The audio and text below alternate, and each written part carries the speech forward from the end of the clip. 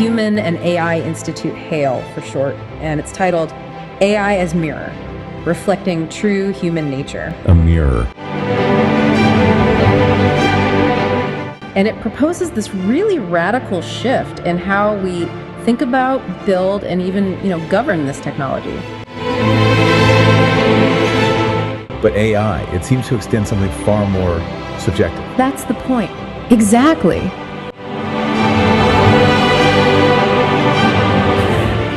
AI is now extending our imagination, our creativity, and this is the crucial part, our collective judgment.